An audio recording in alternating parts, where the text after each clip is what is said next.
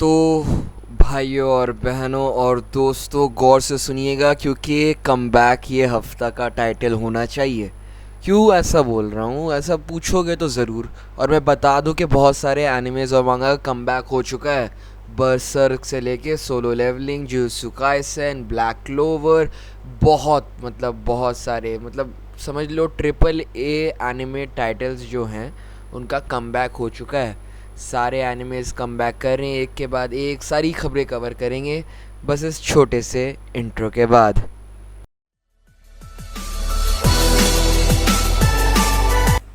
तो शुरू करते हैं। आज की पहली खबर ये है कि मेड इन एबिस का नया एनिमे मूवी अनाउंस कर दिया गया है।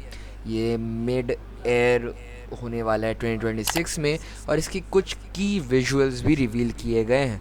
और एक मांगा वॉल्यूम जो कि है मेड इन एबिस वॉल्यूम 14 वो भी टीज किया गया है। तो बेसिकली ये शायद इसी मांगा के रिवॉल्व करेगा अराउंड इसकी स्टोरी लाइन। और देखते हैं कौन भी देखने आता है। भाई बताना किसने किसने नाम सुना है, तुम लोग क्वालिटी मांगा नहीं देखते हो। आप लोग रोना बंद कीजिए। मेरे तक आवाज आ रही है। तो इससे पहले कि तुम लोग मुझे मारने के लिए दौड़ाओ, उससे पहले मैं बता दूं कि सेकिरो का एक नया एनिमे अनाउंस कर दिया गया क्रंची रोल की तरफ से, जो कि बहुत सारी खबरों में था। और अब 2026 के लिए उसको क्लीन स्लेट कर दिया गया है। की विजुअल्स भी रिवील हुए हैं, मतलब एक ट्रेलरी अनाउंसमेंट ही समझ लो, रिवील कर दिया। और जिन्होंने ब्लड बॉर्न या सोल्स गेम खेले हैं, फ्रॉम सॉफ्ट के गेम खेले हैं, उनको स्टोरी लाइन मालूम ही होगी। और भाई मैं पर्सनली खेला हुआ हूँ सेकिरो गेम और बहुत खूबसूरत गेम है। फ्यूडल जापान पे बेस्ड है ये गेम और wow, it's worth taking a shot. मौसम तो ऐसा लग रहा है दिल गार्डन गार्डन हो रहा है। बहुत मजा आ रहा है यहाँ पे। क्या लबे सीरी सा लग रहा है दिल गार्डन का। तो जिन लोगों को भी एनिमे देखने का शौक है या देखना चाहते हैं तो वो एरोप्लेन की टिकट कटा ले। मैं ऐसा क्यों बोल रहा हूँ ये भी पूछ लो। अच्छा, पूछते नहीं हो, मैं बता देता हूँ। क्योंकि अभी फ़िलहाल क्रंची रोल ने पार्टनर कर लिया है डेल्टा एयरलाइन के साथ। तो आप बेसिकली हज़ारों हज़ारों एपिसोड्स और मूवीज़ देख सकते हो ऑन एयर। मतलब भाई क्या हो गया है इस जनरेशन को। बॉम्बे डूब रही है, उस पर कुछ नहीं है, लेकिन हवा में जाके एनिमे ठीक देखोगे। ये कैन डू जनरेशन है। कैन डू जनरेशन है। हाँ मुझे मालूम है कि तुम लोग मुझे बहुत दरिंदों की तरह ढूंढने वाले हो, पर कोई बात नहीं, हम लोग बढ़ते अपनी अगली खबर की तरफ, जो कि है कि ओजीज आर बैक। और अगर तुम उस कैटेगरी में पढ़ते हो जिनको ओजी का मतलब नहीं मालूम, तो वेलकम टू द क्लब, क्योंकि मैं भी वहीं पर हूँ। तो अपने पूरे ऑरा को धुएं में उड़ाने के बाद अपनी अगली खबर की तरफ बढ़ते हैं, मतलब वही खबर को कंटिन्यू करते हैं यार। Naruto is back on the top. Naruto 2025 का मोस्ट वॉच्ड एनिमे बन गया है नेटफ्लिक्स के अकॉर्डिंग। और ये डेटा बहुत कुछ बता देता है। ये बता देता है कि a good story line can defeat all time. मतलब अंग्रेज़ी ज़्यादा हो गई। ఛీ ఎందుకురా నీకు ఈ ఏసు బతుకు ఛీ ఎందుకురా నువ్వు బతుకుతావు ఛీ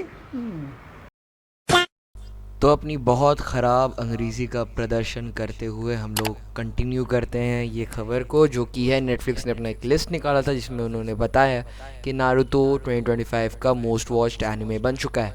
और ये बहुत बड़ी बात है क्योंकि आप देख रहे हो न्यू एनिमेशन के साथ, बेटर एनिमेशन के साथ, बेटर स्टोरी लाइन के साथ एक और एनिमेज आ रहे हैं, जैसे जुजुत्सु काइसन हो गया, वन पीस अभी भी रनिंग है, और बहुत सारे साकोमोतो डेज हो गए। तो बहुत सारे एनिमेज हैं, लेकिन being on the top most watched होना ही बड़ी बात है।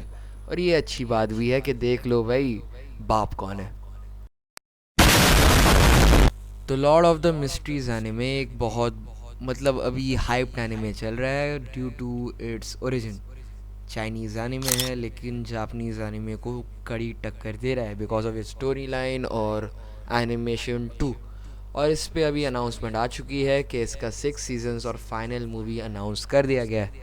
मतलब सोच रहे हो हाइप कितनी होगी कि बंदे लोग पहले ही बता दे रहे कि 6 सीजन्स पहले से तुमको दे दूंगा और एक मूवी भी फ्री में फेंक दूंगा तुम्हारे चेहरे पे। मतलब भाई अच्छे अच्छे एनिमेज एक सीज़न के बाद डिसकंटिन्यू हो जाते हैं, यहाँ पे छः छः छः छः छः छः माय। इस सज्जन को क्या तकलीफ है भाई? क्या तकलीफ है इनको? तो मेरी तकलीफ़ों को साइड में रखने के बाद सबसे बड़ी बात, वर्ल्ड्स ग्रेटेस्ट स्वर्ड्समैन, कंट्रोवर्शियल ओपिनियन लेकिन मेरा है, गिनतामा वापस आ रहा है। गिनतामा वापस आ रहा है योशीवारा इन फ्लेम्स आर्क के साथ। उसकी एक मूवी अनाउंस कर दी गई है और ये 2026 के लिए स्लेट तो दिया गया है, पर मालूम नहीं WB भी शायद इसमें कुछ पार्ट रखता है। And they have a very dark history with setbacks.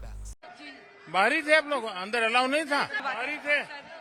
बाहरी थे आप लोग, अंदर अलाउ नहीं था। Oh my God, oh my God. तो क्या बोलेंगे सर? नहीं, अब मैं पूछूंगा ऐसा कैसे हुआ, लेकिन यहाँ तबीयत संभालिए आप लोग, तबीयत संभाल। तो जब मैं ये रिकॉर्ड कर रहा हूँ तब मुझे एक बहुत अनफॉर्चुनेट इवेंट के बारे में पता चला है। तोमो साकुराई जो एक बहुत अच्छी वॉइस एक्ट्रेस थी, उनका सैडली इंतकाल हो चुका है। और मैं उन्हें जानता हूँ पर्सनली थ्रू पोकेमॉन कैरेक्टर्स। तो भाई पहले सर जेम्स जिन्होंने मियाउथ और जेम्स का वॉइस ओवर दिया था, और उसके बाद ये भाई we are literally getting old यार। तो अभी मैं जो आपको खबर बताने जा रहा हूँ वो मुझे लिटरली कोई सेंस नहीं बनाती है, पर बता देता हूँ क्योंकि 10 में से 7 लोग फ्रांस में एक वन पीस मांगा ओन करते हैं, जो कि भाई क्या मतलब क्या है भाई, मतलब जापान का सामान है वो, फ्रांस में लोग ओन कर रहे हैं और इंडिया में बैठ के मैं आपको ये खबर बता रहा हूँ। क्या चल रहा है यार, गजब की अर्बनाइजेशन हो गई है हमारी, ग्लोबलाइजेशन, सॉरी ग्लोबलाइजेशन।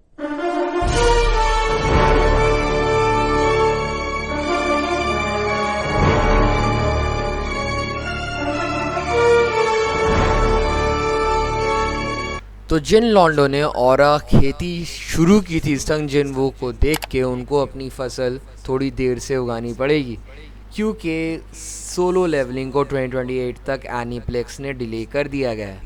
और इसमें एक नोट भी उन्होंने जारी किया है जिसमें वो बता रहे हैं कि 2,20,000 फ्रेम्स लगे थे सिर्फ सीज़न 2 को क्राफ्ट करने में।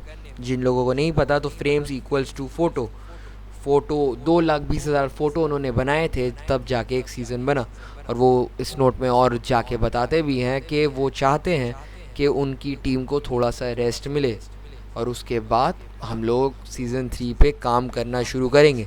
कुछ डिटेल्स आ भी रही थी कि 8 से 1 साल लग जाता है ये सब चीज़ को क्राफ्ट करने में, और आई थिंक अच्छी चीज़ें वक्त लेती हैं। तो अपनी फसल को सही से उगाओ और क्या।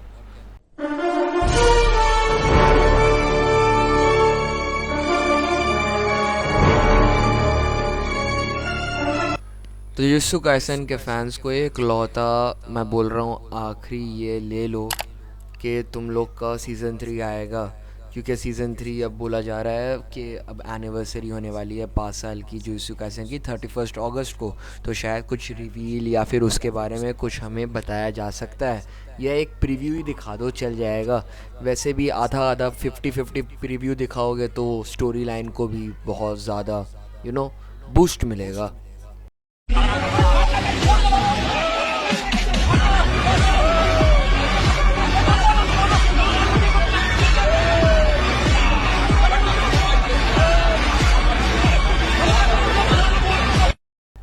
तो एक नया एनिमे जो कि नया नहीं है, जो नेटफ्लिक्स फॉलो करते हैं या कुछ भी फॉलो करते हैं, fairy tale season 4 muse India के मतलब यूट्यूब चैनल में अब एयर हो रहा है। वो क्या बोलते हैं उसको, हिंदी डब के साथ। जाओ देख लो, सबटाइटल पढ़ के क्यों नहीं देखते ये लोग। तो फेरी टेल से बढ़ते हुए अब हम लोग पहुँचे हैं द बिग 3 के बाप के पास, अभी नए वाले के पास, ब्लैक क्लोवर। हाँ मुझे मालूम है ये बहुत बड़ा झूठ है, लेकिन अब क्या ही कर सकता हूँ। तो उसका कमबैक हो गया है, 3 चैप्टर उसके ड्रॉप हो चुके हैं और शायद वेकेशन से उसका आर्टिस्ट वापस आ चुका है। वैसे भी नारुतो से कॉपी करने से फुर्सत, और ब्लीच का पूरा टॉपिक भाई मतलब लिटरली क्या ही बोलूँ, छोड़ो मत नहीं बोलता हूँ यार, छोड़ो। जनता को आप मूर्ख समझना बंद कर दीजिए। इस प्रकार की बचकाना बातें किसी के गले नहीं उतरती, लोग मजाक उड़ाते हैं। तो बरसर्क इज़ बैक। 12 सितंबर को आप अपने कैलेंडर को नोट कर लीजिए क्योंकि उसका 383 चैप्टर आने वाला है। बरसर्क एक बहुत रेप्यूटेड एनिमे है और जिन लोगों को भी लगता है कि एनिमे बच्चों के लिए है बस वो बैठा के दिखा दो बरसर्क भाई, और कुछ दिखाने की ज़रूरत नहीं है। मतलब मैं क्या ही बोलूँ, कुछ कमेंट पास नहीं करना चाहता, बस एक मीम चला दूंगा और क्या।